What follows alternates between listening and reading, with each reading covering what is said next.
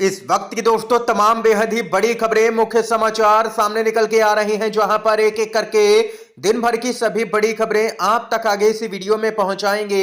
हमारे साथ लगातार बने रहिएगा दोस्तों, पूरा वीडियो देखिएगा, आप तक सही सही जानकारी पहुंचेगी। दोस्तों खबरों की तरफ बढ़ते हैं उससे पहले अगर आप लोग चैनल पर नए हैं तो चैनल को सब्सक्राइब कीजिएगा दोस्तों, और अगर आप लोगों को आगे ये वीडियो पसंद आए तो एक प्यार वाला लाइक वीडियो को जरूर ही कीजिएगा। दोस्तों जो पहली और सबसे बड़ी खबर है आप लोगों को बताते चलें, खबर आ रही है दोस्तों कांग्रेस शासित राज्य तेलंगाना से, जहां पर तेलंगाना में विधान परिषद की 3 सीटों के लिए काउंटिंग शुरू हो चुकी है। जी हां दोस्तों, तेलंगाना में विधान परिषद यानी कि एमएलसी की 3 सीटों के लिए मतदान के बाद यहां पर मतगणना जारी है। जिन निर्वाचन क्षेत्रों में मतगणना की जा रही है उनमें एक स्नातक निर्वाचन क्षेत्र और 2 शिक्षक निर्वाचन क्षेत्र शामिल हैं। मतगणना केंद्रों पर सुरक्षा के कड़े इंतजाम भी किए गए हैं। इसके साथ ही पूरी प्रक्रिया पर कैमरा और वेबकास्टिंग के जरिए कड़ी नजर भी रखी जा रही है।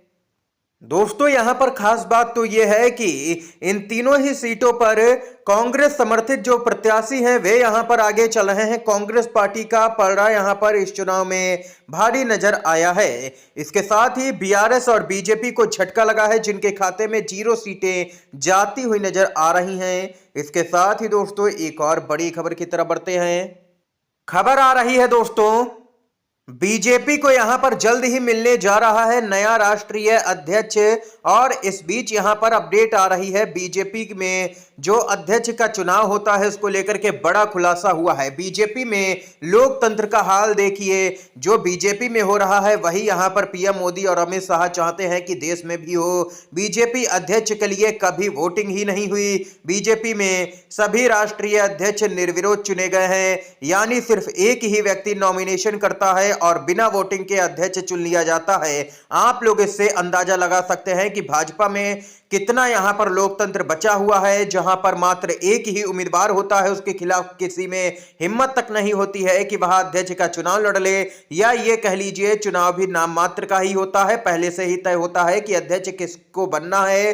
बीजेपी अध्यक्ष के लिए आज तक कभी भी वोटिंग नहीं हुई है, ना ही कार्यकर्ताओं नेताओं ने किसी ने भी वोट किया है। यहां पर कुछ लोग तय करते हैं कि अध्यक्ष कौन होगा और वही अध्यक्ष भी हो जाता है, और यही यहां पर एक देश एक पार्टी का पूरा फॉर्मूले पर भी काम कर रही है भाजपा, यानी कि जो कांग्रेस मुक्त के सपने देखे जा रहे हैं भाजपा की तरफ से वो तो कभी पूरे नहीं होंगे, लेकिन यहां पर उससे उसकी नीयत का जरूर ही पता चलता है दोस्तों। इसके साथ ही जो अगली बड़ी खबर है आप लोगों को बताते चले, अपडेट आ रही है राहुल गांधी ने यहां पर पूरी कांग्रेस को एकजुट कर दिया है। कांग्रेस का बड़ा नेता समर्थकों समेत जाने वाला था बीजेपी में। राहुल गांधी की एक पोस्ट से पार्टी पूरी तरह से हो गई एकजुट। कांग्रेस के आला और मजबूत नेता शशि थरूर के ताजा बयानों से उपजी राजनीतिक अटकलों और भाजपा में जाने की अटकलों पर अब विराम लग गया है। बताते चलें, राहुल गांधी ने एक पोस्ट साझा कर केरल कांग्रेस की एकजुटता को दर्शाने की कोशिश की है। बताते चलें इसके साथ ही पार्टी के कई नाराज नेता और समर्थकों को मना लिया गया है। राहुल गांधी ने अपने सोशल मीडिया पोस्ट में केरल कांग्रेस के नेताओं के साथ एक तस्वीर साझा करते हुए लिखा कि हम एकजुट हैं और एक ही लक्ष्य की ओर बढ़ रहे हैं। इस पोस्ट के बाद ये स्पष्ट हो गया है कि पार्टी में कोई आंतरिक कलह नहीं है, और शशि थरूर के बयान को लेकर के अनावश्यक विवाद खड़ा किया गया गोदी मीडिया की तरफ से। राहुल गांधी ने एक मीटिंग के जरिए ही पूरी कांग्रेस को एकजुट करके खड़ा कर दिया है दोस्तों बीजेपी के खिलाफ में। इसके साथ ही एक और अपडेट आप लोगों को बताते चलें दोस्तों, खबर आ रही है आकाश आनंद को हटाए जाने के बाद बीएसपी कार्यकर्ताओं से कांग्रेस में शामिल होने की अपील की गई है। कांग्रेस के नेता और पूर्व सांसद उदित राज ने आकाश आनंद को बीएसपी के उत्तराधिकारी समेत सभी पदों से हटाए जाने के बाद इस पार्टी के कार्यकर्ताओं से कांग्रेस में शामिल होने का अनुरोध किया है। बसपा की राष्ट्रीय अध्यक्ष मायावती के द्वारा अपने भतीजे आकाश आनंद को पार्टी की सभी जिम्मेदारियों से मुक्त किए जाने के कुछ घंटों के बाद कांग्रेस के नेता उदित राज ने बसपा कार्यकर्ताओं से कांग्रेस पार्टी में शामिल होने का आह्वान किया है। यहाँ पर पूर्व सांसद ने मायावती की आलोचना करते हुए दावा किया कि उनके कार्यों से उनकी पार्टी का पतन हो रहा है।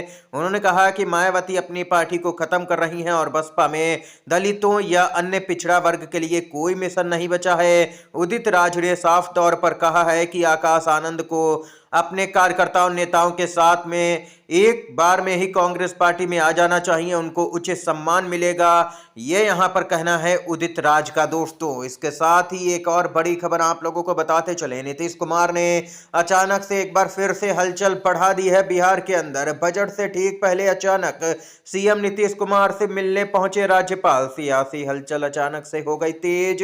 बड़ी खबर आ रही है बिहार की सियासत से निकल करके सामने, जहां पर बिहार का बजट पेश होने से ठीक पहले राज्यपाल आरिफ मोहम्मद खान अचानक से मुख्यमंत्री नीतीश कुमार से मिलने सीएम आवास पर पहुंच गए। राज्यपाल की अचानक सीएम आवास पहुंचने के बाद सियासी हलचल तेज हो गई। दरअसल बिहार की सियासत में कब क्या हो जाए यह किसी को भी पता नहीं होता है। ऐसे में जब भी मुख्यमंत्री और राज्यपाल की मुलाकात होती है तो सभी की पैनी नजर होती है। विधानसभा में आज यहां पर नीतीश सरकार ने अपना आखिरी बजट पेश किया और यहां पर आरजेडी ने जोरदार हमला किया, बजट को जुमला करार दिया है। चुनाव से पहले बजट यहां पर पेश किया गया है दोस्तों, जो कि आखिरी बजट है। आरजेडी का दावा करना है यहां पर अगला बजट यहां पर तेजस्वी यादव पेश करेंगे, तेजस्वी की सरकार पेश करेगी। ये अपडेट आई है। इसके साथ ही दोस्तों जो अगली बड़ी खबर आ रही है बताते चले। अपडेट आ रही है हरियाणा से, जहां पर दोस्तों हरियाणा के निकाय चुनाव को लेकर के खबर। हरियाणा निकाय चुनाव में 46% मतदान हुआ है। ईवीएम में वीवीपैट नहीं लगाई गई। 12 मार्च को नतीजे। रोहतक में भिड़े बीजेपी कांग्रेस के समर्थक।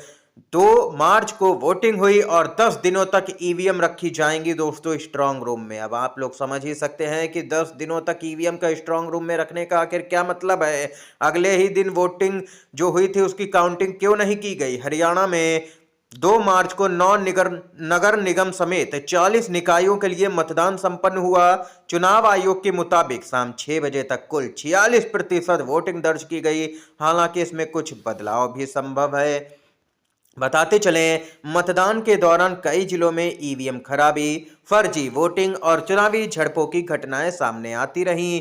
दोस्तों सभी मतदान केंद्रों के यहां पर ईवीएमओं को पहुंचा दिया गया है स्ट्रांग रूम में। अब 12 मार्च को वोटों की काउंटिंग की जाएगी। आप लोगों को बताते चले यहां पर इस बार हरियाणा में जो ईवीएम इस्तेमाल की गई उनमें वीवीपैट नहीं थी, यानी कि मतदाता ने किसको वोट दिया है, किसको वोट गया है, ये पता ही नहीं चलेगा। इस समय की दोस्तों तमाम बड़ी खबरें थी, मुख्य समाचार थे जो हमने आप तक पहुंचाए। दोस्तों वीडियो अगर पसंद आया हो तो लाइक कीजिएगा, इन खबरों को शेयर कीजिएगा अपने दोस्तों में, और चैनल पर अगर आप लोग नए हैं तो चैनल को सब्सक्राइब कीजिएगा। वीडियो देखने के लिए दोस्तों आप सभी का बहुत बहुत धन्यवाद। जय हिंद, जय भारत।